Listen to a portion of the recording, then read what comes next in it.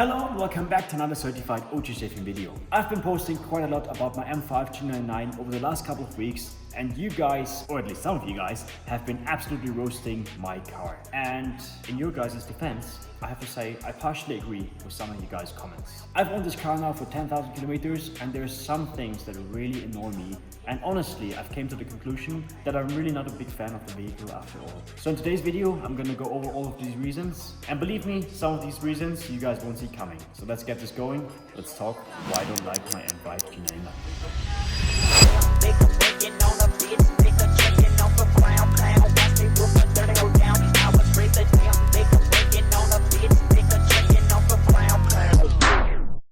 Alright, so let's start with the general looks of the car. Starting from the front of the vehicle. At first, I was honestly not a big fan of how the car looked. I just thought it was kind of big and plumpy looking, kind of like a blobfish. But now with the added carbon lip in the front and with the license plate delete, I have to say it's not a bad looking car. Is it the best looking BMW M5 ever created? Nope. But like I said, definitely not a bad looking car. I even like the lights in the front. I think it looks absolutely fantastic, especially at night. So that's not one of the main concerns.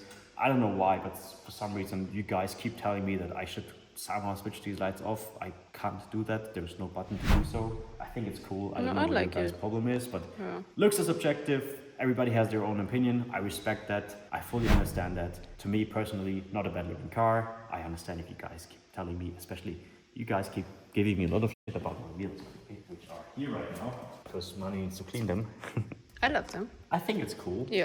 But honestly, I have never gotten so much hate for any of my wheel selection. But, you know, I can live with that.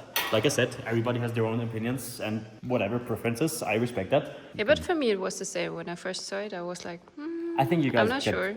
The whole concept about like these new BMWs is that you're gonna get used to them over time. Remember the G80? At first, everybody hated it. Everybody didn't like how they looked. Yeah, also the grill stuff. Yeah, and now everybody drives the G80, and I think it's gonna be the same with the G90. You guys have to get used to it, and after some time, you will appreciate how it looks. Obviously, like I said, not the most beautiful M5, but it's not so bad, you know? So the looks for me are not the deal breaker for the car. I like how the car looks, and on a good days, like I said, the looks get me hyped up. I see the car in reflections and I'm like, you know, it's a pretty badass looking car. It feels like you're driving Batman's Batmobile around sometimes. But come with me and I'm gonna show you the first major flaw why I dislike my M5.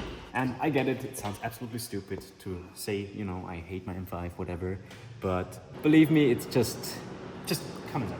So, the first thing that I hate about the new M5, and I really wish there would be an option to solve this, is having the touchscreen stuff literally everywhere. Because the more you drive the car, especially when you daily drive it, which the M5 to me is supposed to be a daily driver, it's so annoying. This big thing here, look at it. It's absolutely disgusting, and you can clean it, but it will stay clean for like 5 seconds, milliseconds, and it will just get dirty again. You want the sun?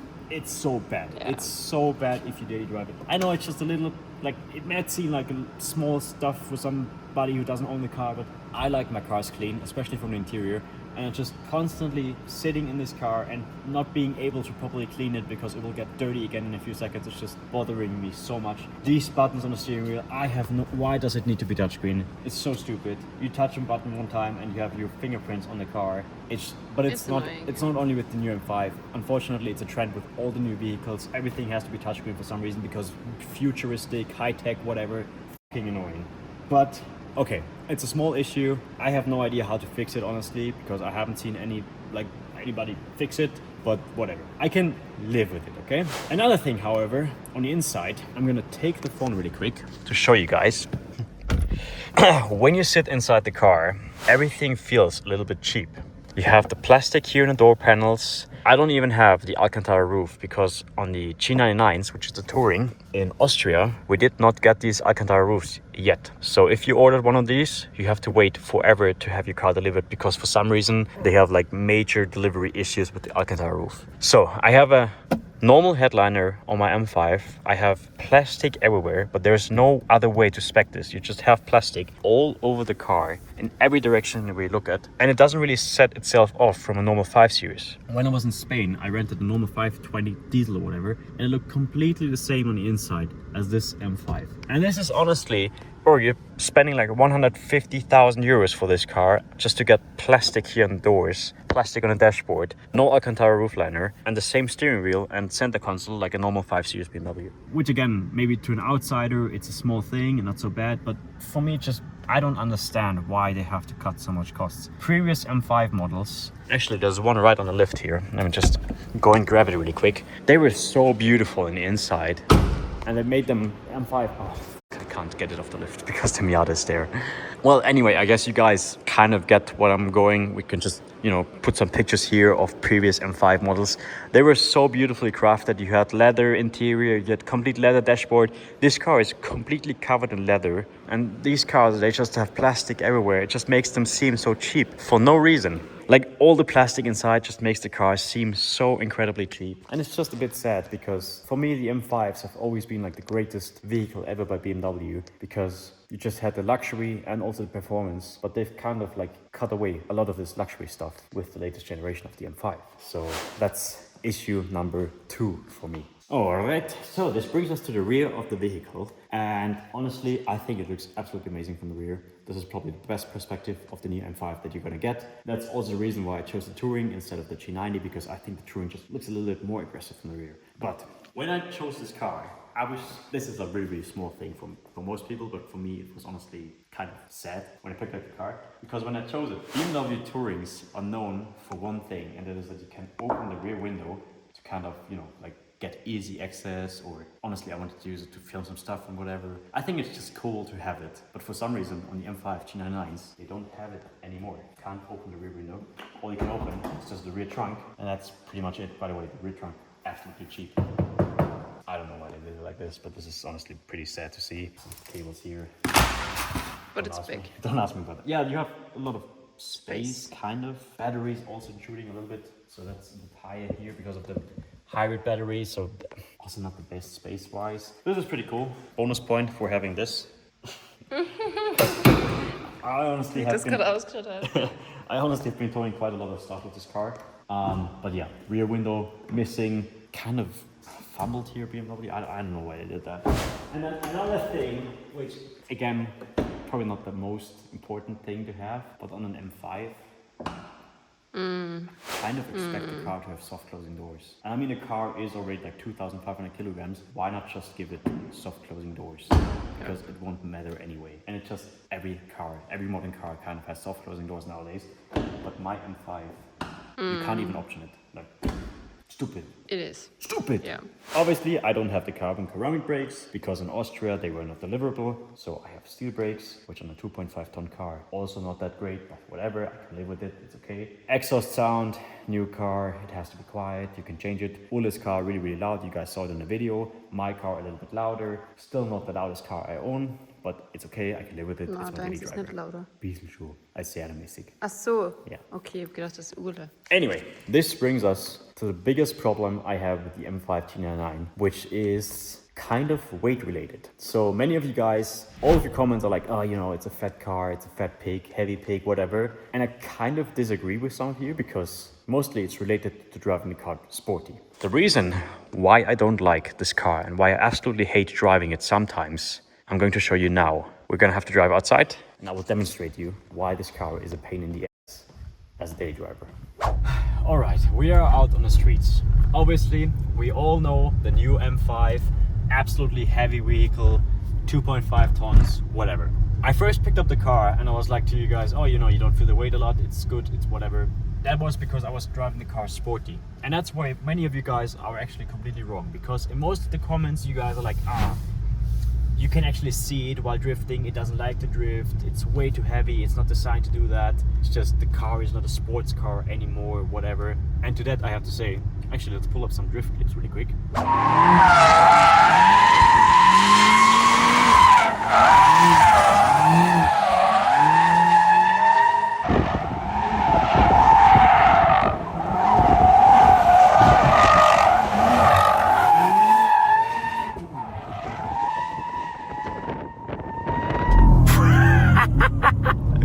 It's like dancing ballet or dancing tango, but your girlfriend is f***ing overweight. To me, this looks like the car likes to drift. And honestly, me as a driver, the car absolutely loves it. It goes sideways. Now I got the hang of it. I have shitty tires in the back. Car absolutely slides every single corner. It doesn't cut power anymore. I've got the hang of it. It's absolutely phenomenal to drive in a sporty way. We also took it to racetrack on a Nürburgring, and the car handled perfectly fine. It was really incredibly fast for the weight. But the main issue with the weight and with how this car is set up is daily driving it, because it is so insanely stiff. Every single thing you drive over on the road, whether it's a small speed bump, a rock or anything, it shakes the entire car. And I literally get a headache after driving it around so long, because it shakes you around so much, because it's for some reason so incredibly stiff. I'm in comfort mode right now. Obviously now we're driving on a completely new road, fresh asphalt. It's okay. Moment I drive over a speed bump, you can hear it in the car so loud, first of all, and it just shakes the complete car around a lot. To me, the M5 is supposed to be a good blend between luxury, comfortable car that you can daily drive every single day in your life. You can take it on long road trips, whatever, the car will handle it perfectly. But then if you want to, you can just push a button and the car becomes more sporty. You can drift it, you can take it to the racetrack, whatever. But the first layer of being an M5 has been absolutely eliminated with this car. I do not want to daily drive it because it's just so annoying to drive, because this car just takes a small speed bump and amplifies it by 1,000 and makes it like way bigger than it's supposed to be. I don't know if it makes sense to you guys, but just I'll let you take it to yeah. This is what I'm trying to say. This is not how it's. If you also have groceries in the back, it's even worse. Yes, if you have anything in your car, you literally have to tie everything down, because the moment you drive the moment you drive into a bad road, or like a road with potholes, which unfortunately we have a lot of here in Austria, everything just gets shaken around so much in this car. And the worst part is, these seats, they are not even comfortable. Like, these are such hard seats for an M5. They started doing this with the F90. The F90 was the first M5 that had like this weird sports seat in them, which I think they're cool, but I don't really think you need them in an M5. I would much rather have the comfort seat which I had in my E39, for example. You know, seats that you can sit in, that you can drive really long distances without having your pain, without having back pain or whatever. It's just, these seats make it worse, to be honest. Cool seats, yes, they look amazing. Do they need to be in an M5? I absolutely do not think so. I think the whole concept of this car is just laid out a bit wrong. I think BMW took the whole like sportive part of the M5 way too serious. And the thing that triggers me the most is I can already guarantee how it went with BMW M. They saw the car, they developed it, it had 2.4 tons, and then they were like, oh, how are we gonna get it to drive sporty? We're just gonna make everything as stiff as possible, so we get the fastest lap times on anything, on a Nürburgring or whatever, which is absolutely useless. Like Nürburgring lap times, I hate it, but whatever. Different version, different like video, whatever. Forget it. They just made the car completely stiff without thinking about how it drives, just to get probably the best lap times, and that's just, it pisses me off. It pisses me off so much, because now I'm here daily driving this car, hating to drive it. I don't know, for me it's just, I kind of understand it. Obviously BMW M wants to prove a point. They want to make this car handle good and be like completely fast and whatever. It just gets really, really annoying after a lot of time driving this car. I drove 10,000 kilometers now with it. You can ask Celine. I've told her so many times I'm going to sell this car because it's just not how it's supposed to be. Also, one thing to mention, obviously I have springs in the car, different springs, which actually made it a little bit better. The car is now a bit softer than how it used to be. If you buy it straight from factory, it is way stiffer than it is right now. It shakes you around a lot more, which is crazy to say. I literally feel like I'm driving a GT3RS with 4 seats and a huge trunk. And trust me guys, you don't want to daily drive a GT3RS. Obviously, many of you guys who haven't driven the car before, like, you know, it can't be that bad, whatever. Please try to drive one and you guys will understand what I'm trying to say. And the reason why it makes it even worse for me is there's no reason to do this. BMW has the M3. If you want to have a sporty car, just buy the M3. You don't need the M5 to be fast on a racetrack. We need the M5 to be comfortable, quick on the racetrack, but also comfortable for daily driver. The M5 is supposed to be a daily driver, and this is not daily driverable. It just gives you back pain and a headache and everything. It's just annoying. I mean, you can daily drive it. You can daily drive it, but it's just, I mean, I have literally every single other M5. I've driven every single other M5. They're all so nice to drive. The E39, absolutely fantastic. I love the car. You can sleep in it. Look, what is this? Yeah, Insane. true. That was a small speed bump. Not even a speed bump, just a small hole in the road. And the car just makes it so big. You hear it's so loud on the inside as well. Just shakes you around. Keep shaking the car. You guys hear it, you guys feel it. I hope, I don't know if you see it in the video. Obviously the iPhone has a really good stabilization and everything, but it's just... So ladies and gentlemen, we actually just had a genius idea to show you how shaky it really is with this car by filling up a cup of water, just placing it here in the cup holder. So let's just pretend that you guys were just at Starbucks, McDonald's, wherever, and you guys got a nice cup of, let's say it's hot coffee, because coffee is really hard to get out of your car, and they were all out of lids. Actually, here in Austria, they have like really crazy lids now that you sometimes don't even get with the cups. So this is actually a real life scenario. And you just want to drive home with your nice drink. You want to relax on the couch and have as much of your drink left possible after driving it back home with the M5. So, nice little road here in Austria with, well, normally sized bumps in the road, I would say. Let's see how long all the water stays in this car. So we got a few small bumps coming up. Small one. Oh god. Oh my god. The bigger ones are coming up now. 1 second. This is crazy. Huge bump now. 1 second. Just slow down a little bit. Huge bump. Okay, needed to brake a little bit obviously. So after not even driving for 1 minute, decent amount of your drink is already spilled. I think this actually shows you guys quite well what I'm trying to say. Obviously, I know it's very stupid to drive around with a cup like this, but this kind of proves what I'm trying to say the best, I think.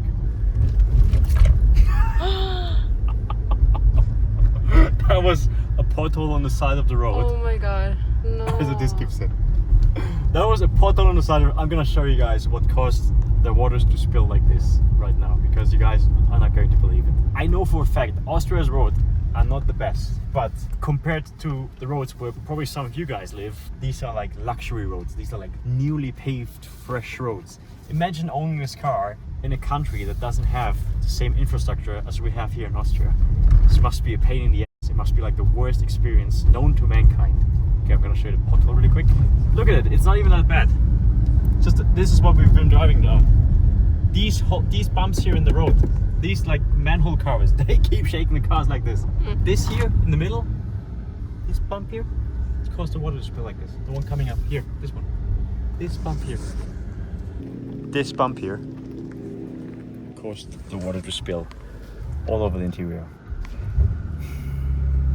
Alright, anyway, made it back to the garage. I may have gotten a little bit carried away there at the end, but obviously I understand it is not the end of the world. To some people it may sound like I'm absolutely stupid and, you know, complaining about my M5, you know, first world problems, whatever. But it's just something that I really wanted to say for a long time. It's been bugging me a lot because I was so happy when I picked up the car to have a nice M5 and a nice daily driver and whatever.